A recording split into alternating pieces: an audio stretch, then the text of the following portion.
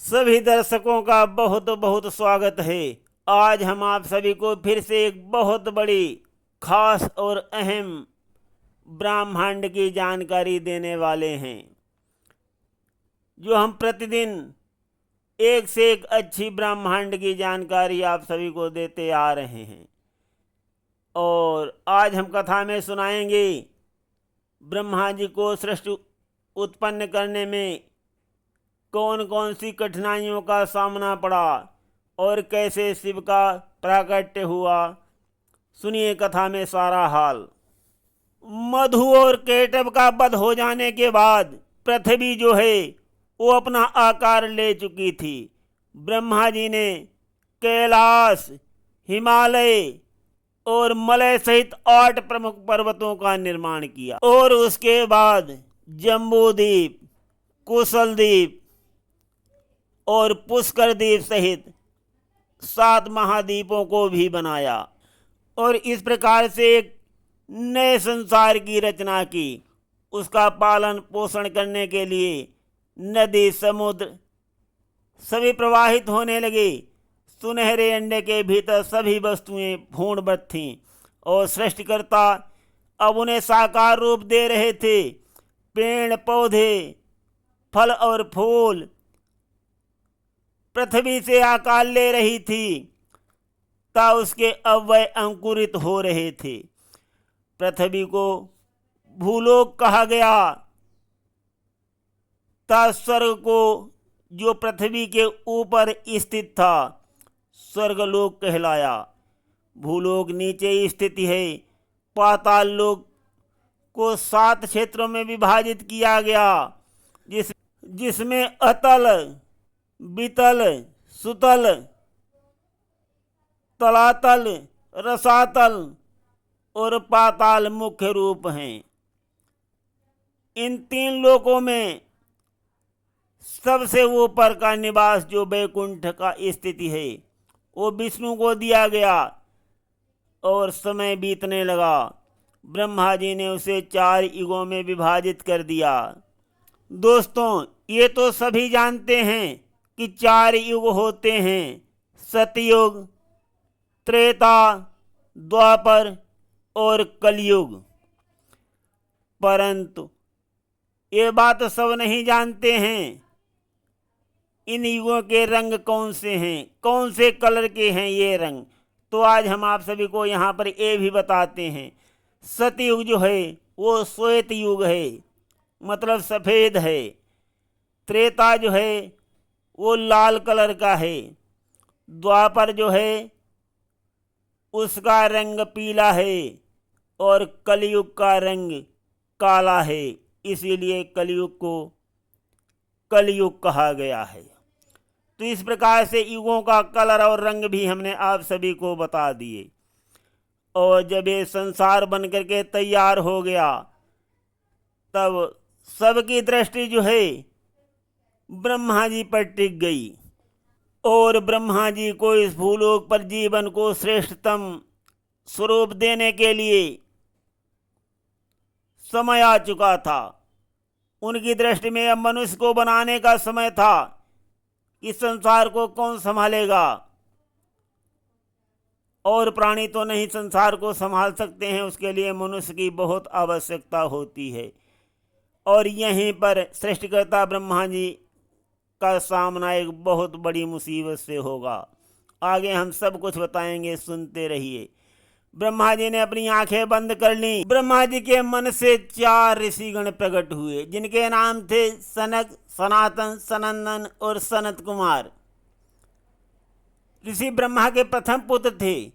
ब्रह्मा जी की दिव्य आभा से उत्पन्न सबसे पहले प्राणी ब्रह्मा जी के यही 4 मानस पुत्र थे और उनको चतुर्सन भी कहा जाता है। पितृ प्रेम की पीड़ा को पहली बार अनुभव करते हुए ब्रह्मा जी ने चारों भाइयों को बताया कि उन्हें एक विशेष प्रयोजन के लिए पैदा किया गया है। उन्हें सृजन के कार्य में ब्रह्मा जी की सहायता करना पड़ेगा और प्रजनन द्वारा ब्रह्मांड की जनसंख्या में वृद्धि करनी होगी। कुमारों ने हाथ जोड़ लिए, बोले नहीं नहीं विधाता, हम ऐसा नहीं कर सकते। उनकी बात को सुनकर विधाता की भौएं तन गईं, नाराज हो गए और बोले, क्या तुम अपने पिता की आज्ञा न मानने का दुस्साहस करोगे? अपने जन्मदाता की अवज्ञा करोगे? ब्रह्मा जी ने अपने मानस पुत्रों से कहा।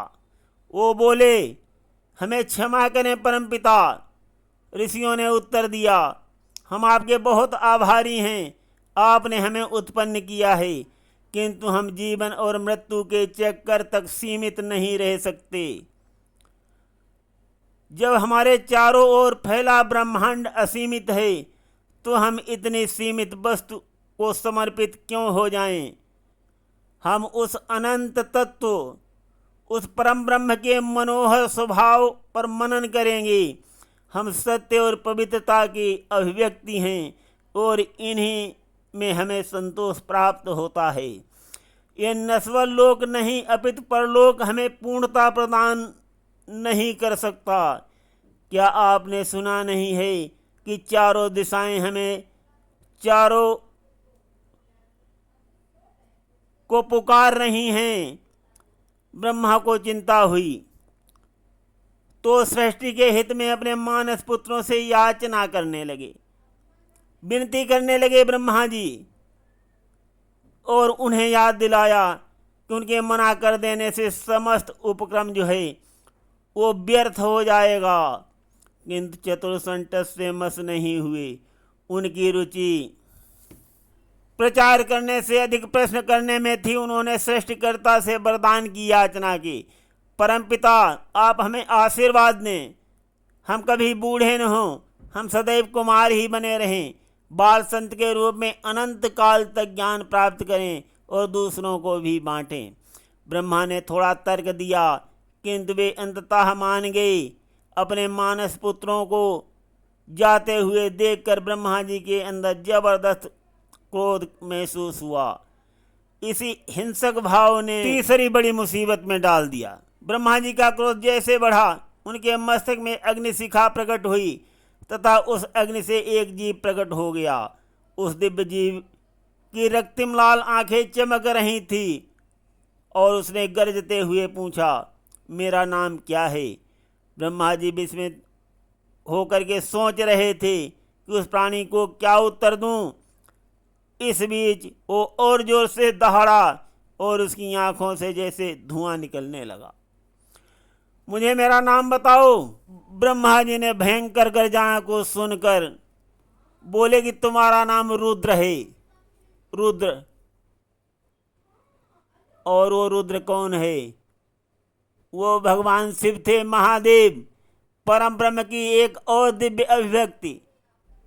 तमसा गुणों के अधिष्ठाता शिव के प्रकट होने से जगत की जो है त्रिमूर्ति पूर्ण हो गई। पहले दो ही लोग थे, रचयिता ब्रह्मा जी, संरक्षक विष्णु जी और संहारक शिव। उसके भयानक रूप में अंधकारमय और अशांत ऊर्जा उत्पन्न हो रही थी। ब्रह्मा जी ने हाथ जोड़कर भगवान को शांत किया और उनसे सृष्टि की प्रक्रिया में सहायता करने का अनुरोध किया। शिव सहमत हो गए और तुरंत एक के बाद एक जीव उत्पन्न करने लगे। ब्रह्मा के आनंद की कोई सीमा नहीं रही। उन्हें एक साथी और मिल गया था जो सहजता से उनका बोझ साझा कर रहा था। विधाता के चेहरे पर एक दीप्तिमान मुस्कान तैर रही थी, किंतु अगले पल ही मुस्कान जो है वो गायब हो गई। वो चौंक उठे। उन्होंने देखा कि शिव जी का कृत्य। बोले कि ये क्या कर रहे हो? शिव जी बोले, भगवान मैं अपने आप को गुणा कर रहा हूँ। और ब्रह्मा जी ने नजर उठाई तो देखा उनके सामने 11 रुद्र खड़े थे। वो भयभीत हो गए और अपनी भुजा उठाई, बोले रुक जाइए, ठहर जाइए, आप ऐसा नहीं कर सकते महादेव। महादेव बोले, कैसा नहीं कर सकते? आप इस तरह अमर जीवों को उत्पन्न नहीं कर सकते। महादेव बोले, क्यों नहीं कर सकते? अच्छा, इस संवाद के बीच हम आप सभी को ये भी बताते चलें, ये जो 11 रुद्र भोलेनाथ जी ने यहीं पर बना दिए थे, वही 11 रुद्र कहलाए। वो आज भी हम उनको पूजा करते हैं, वो अमर हैं।